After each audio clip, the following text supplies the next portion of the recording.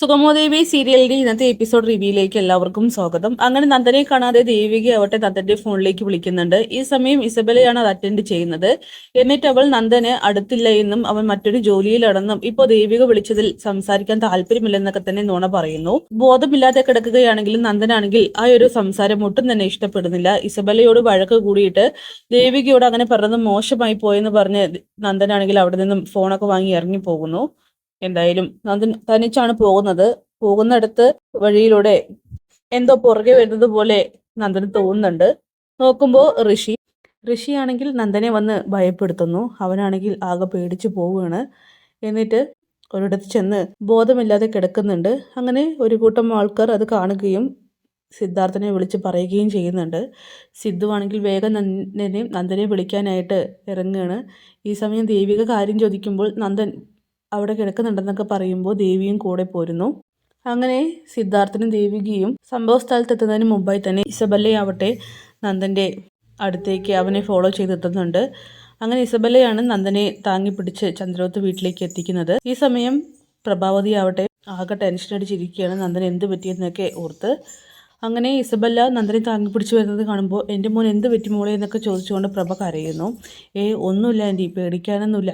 നന്ദൻ കുറച്ച് ഡ്രിങ്ക്സ് അടിച്ചിട്ടുണ്ട്, അതിന് ബോധമില്ലാതെ കിടക്കുകയായിരുന്നു. ഞാൻ അവനെ എടുത്ത് ഇങ്ങോട്ട് കൊണ്ടുവന്നു, പേടിക്കണ്ട ആൻറ്റി എന്നൊക്കെ പറഞ്ഞ് ഇസബല്ലയാണെങ്കിൽ പ്രഭാവതിയെ സമാധാനിപ്പിക്കുകയാണ്. നന്ദൻ്റെ റൂം എവിടെയാണെന്ന് പറഞ്ഞാൽ മതി, ഞങ്ങൾ പോയിക്കോളാം, ഞാൻ കൊണ്ട് കിടത്തിക്കോളാം എന്നൊക്കെ പറയുമ്പോൾ അതൊന്നും വേണ്ട, ഞാൻ തന്നെ പോയിക്കോളാം എന്നൊക്കെ നന്ദൻ പറയുന്നുണ്ട്.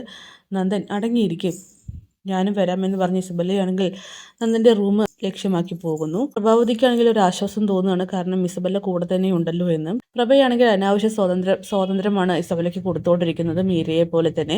എന്തായാലും ഈ സമയം കാര്യം അറിയാതെയാണ് സിദ്ധാർത്ഥനും ദേവികയും സംഭവ സ്ഥലത്തെത്തുന്നത്. അവിടെ എത്തുമ്പോൾ അവരാകെ പാനിക്കാവുകയാണ്. ആൾക്കാർ ചുറ്റിക്കൂടി നിൽക്കുന്നുണ്ട്. എന്ത് പറ്റി, എന്താണെന്നൊക്കെ ചോദിക്കുമ്പോൾ നന്ദൻ എവിടെ, നിങ്ങളല്ലേ പറഞ്ഞത് ഇവിടെ ഉണ്ടെന്ന്. സാർ, അത് പിന്നെ ഒരു പെൺകുട്ടി വന്ന് സാറിൻ്റെ മോനെ കൊണ്ടുപോയെന്ന് പറയുകയാണ്. പെൺകുട്ടിയോ? അതെ, ഒരു മാഡമോ? എന്തായാലും സിദ്ധാർത്ഥനും ദേവിക്കും ആരാണെന്ന് അങ്ങോട്ട് പിടി കിട്ടുന്നില്ല. നന്ദനാണെങ്കിൽ ബോധമില്ലാതെ കിടക്കുമ്പോഴും ഇസബല്ലയോടും പ്രഭാവതിയോടും പറയുന്നുണ്ട്, ഋഷിയെ ഞാൻ കണ്ടു, അവനാണ് എന്നെ ഓടിച്ചത്, അവൻ വരുന്നുണ്ട്, പുറകെ ഉണ്ടെന്നൊക്കെ. മോനെ, അതൊക്കെ നിനക്ക് തോന്നുന്നതായിരിക്കും എന്ന് പറഞ്ഞുകൊണ്ട് ഇസബല്ലയും പ്രഭാവതിയും നന്ദനെ സമാധാനിപ്പിക്കാനായിട്ട് ശ്രമിക്കുകയാണ്. എന്തായാലും വീട്ടിലേക്ക് നന്ദൻ പോയിട്ടുണ്ടെന്ന് കരുതിക്കൊണ്ട് ദേവികയും സിദ്ധാർത്ഥനും ചേർന്ന് തിരിച്ചു വരികയാണ്. അവർ വരുന്നത് കാണുമ്പോൾ തന്നെ വേഗം പ്രഭാവതിയാണെങ്കിൽ പുറത്തേക്ക് പോകുന്നുണ്ട്. നന്ദനെ ഇവിടേക്ക് കൊണ്ടുവന്നു. ആര് കൊണ്ടുവന്നു? അവിടെ ഞങ്ങൾ ചെന്നപ്പോൾ അവന് ഏതോ മേഡം ഇങ്ങോട്ട് കൊണ്ടുവന്നാണല്ലോ പറഞ്ഞത്. അത് പിന്നെ അവൻ്റെ സുഹൃത്ത് ഇസബല്ല. ഇത് കേൾക്കുമ്പോൾ തന്നെ ദേവിയാണെങ്കിൽ ആകെ ഷോക്കാവുന്നു. ഇസബല്ലയെ? അങ്ങനെ സിദ്ധാർത്ഥനും അങ്ങോട്ട് പോകുന്നുണ്ട്.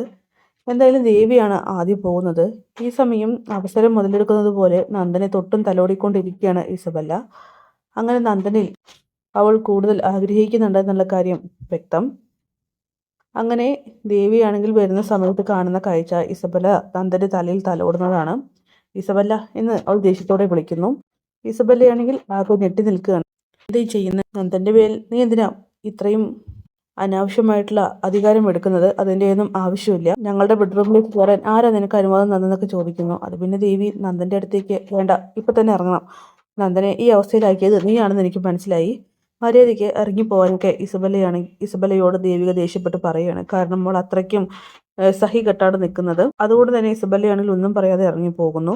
ഇസബല്ലയ്ക്കാണെങ്കിൽ ദേഷ്യം വരുന്നുണ്ട്, പക്ഷെ അവൾ അത് പുറത്ത് കാണിക്കുന്നില്ല. എന്തായാലും ദേവിക്കാണെങ്കിൽ ഒന്നും തന്നെ അങ്ങോട്ട് ഇഷ്ടപ്പെടുന്നില്ല. അപ്പോൾ കാത്തിരിക്കാം കിടിലൻ എപ്പിസോഡ്സിനായിട്ട്. ബൈ.